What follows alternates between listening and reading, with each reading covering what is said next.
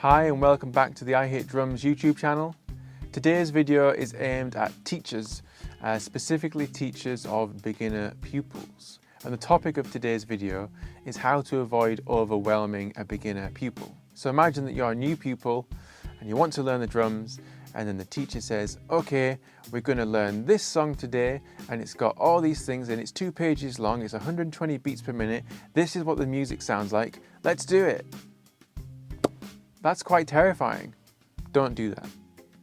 What you need to do is break down the material into several different steps and different chunks. So to begin with, and this might even be enough for the very first lesson, you've got to introduce the pupil to the parts of the drum kit. So actually naming the bass drum, snare drum, hi-hats and so on, and get them familiar with the instrument they're actually playing. Once you've done that, start with some very simple grooves, such as the money beat. From there you can add some bass drum to the and of 3 or the and of 1 as well, and now you've got 3 different patterns that you can work on. To begin with, I'd recommend you just have the pupil play the hi-hat and play the 1 and 2 and 3 and 4 and then add the other drums to this. Keep in mind that the pupil probably hasn't read music before, and they certainly haven't had to do the coordination that's required to play these beats.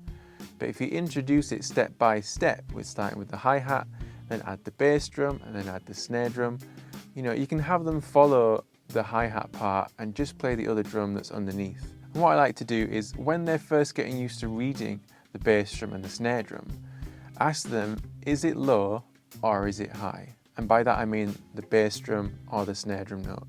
If it's low, it's the bass drum. The note at the bottom is the drum at the bottom. If it's higher up, it's the snare drum. And the hi-hats are the X's and they're all along the top, so they're much easier for the pupil to read. So have them play the beat nice and slow and have them ask themselves, is it high or is it low? And if it's low, it's the bass drum. If it's high, it's the snare drum. Once you've got that first beat under control and they're playing it smoothly, you can add some bass drum variations. Just maybe a bass drum on the and of 3 and a bass drum on the and of 1. And that's going to give you 3 different grooves. You can also play some examples of songs that feature these beats.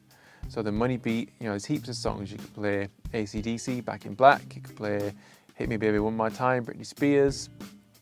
And then, if you add a bass drum on the and of 2, that's Supersonic by Oasis. If you add a bass drum on the and of 1, that's the bass drum, snare drum part for We Will Rock You. And a lot of pupils will know that one. Now, one thing I encourage all my pupils to do is aim to loop an exercise 4 times. If a pupil can play it 4 times in a row without any mistakes, then they've got it. If they do it 3 times and then slip up, encourage them to start again, go right from the beginning and aim for those 4 times. So let's say the pupil can play all 3 of those groove variations nice and smooth, each of them 4 times around in a loop. Once they can do that, encourage them to play the first groove into the second groove, into the third groove, and then back to the first. This is going to get them used to switching between different patterns, and that's the skill they're going to need when playing a song. Now, if you are teaching a pupil and it's their first or second lesson, I don't think you really need to worry too much about note values. Because let's be honest, it's not the most exciting thing. It's important for a pupil to understand note values, but in their first 1 or 2 lessons, you don't really want to bog them down with note values, because it's not really that fun. So just get them playing some grooves and get them playing to some music. And that's the next thing you can do with these grooves, is actually put on some backing tracks. Now, YouTube has loads of drumless backing tracks. Just look it up. Drumless backing track, rock. And you'll get a bunch of examples. Drumless backing track, funk. You'll get a bunch of examples. Now, chances are these songs are going to be a bit too fast for a beginner pupil, but if you slow down the speed of the video, you're going to slow down the music. Now, usually slowing down to about 50% sounds okay. If you go down to 25%, it starts to sound a bit weird, so I wouldn't recommend that. If you play any other instruments like guitar, you could even just play along with them, and that's going to encourage them to keep regular time. In my book, A Beginner's Guide, the first piece in that book is called Savannah, and we're going to take a look at the first page of this. Now, those 3 grooves that we worked on, I would label those as key grooves, because they're key grooves within the song. So the money beat, that's key groove 1. Adding a bass drum on the and of 3, that's key groove 2. And adding another bass drum on the and of 1, that's going to be key groove 3. Now let's say your pupil can play these 3 grooves absolutely fine, they can loop them around 4 times, they can move from one to the other, and they can play them with some simple backing tracks. That's great. But even so, when you first present that piece of music and it's over 2 pages and they're seeing all those different grooves and all the different dots and the X's of the bass drum, snare drum, hi-hat, you'll see the look of horror on their face. So that's where you want to avoid them feeling overwhelmed. And the easiest way to do this is by focusing on those key grooves. So if we take a look at this page, we can say to the pupil that the very first line has key groove 1 and it's followed by another key groove 1.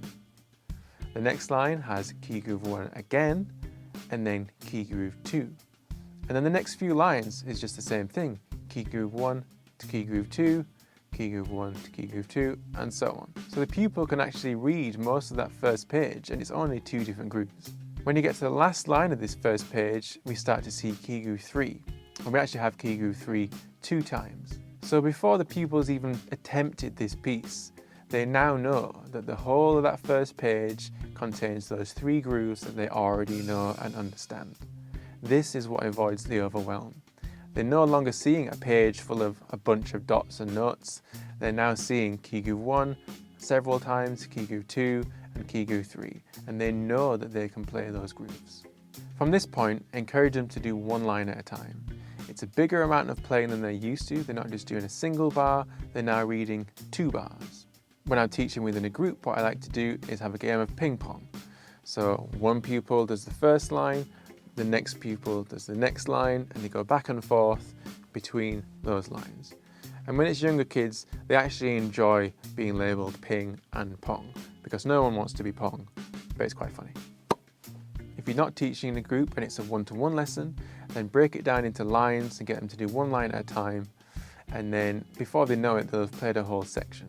Once they're okay playing the individual sections, then encourage them to play the last line of one section into the first line of the next, and that's dealing with those transition points. Once they're able to do this, they should in theory be able to play that first page.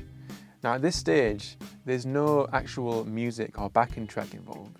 They're just playing through, reading the music. Because keep in mind, they're still getting used to the coordination, they're not used to that yet, and they're still getting used to reading music.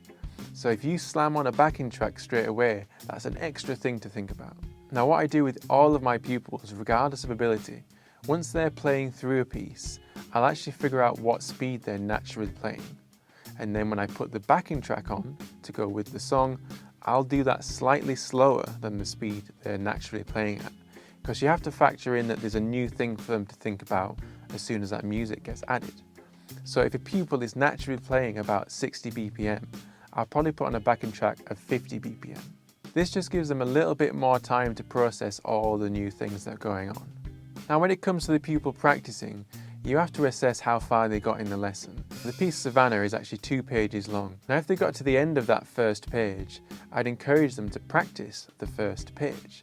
But I'd give them both of the pages that come with this piece. And then at least if they get into it, they have the option of going further if they want to. This also takes the pressure off when it comes to practicing. You're saying you want them to work on X, but they also have the option, if they want to, that they can work on Y. This also means that if the pupil is only just about comfortable playing that first page, they'll feel a sense of achievement by practicing all that first page.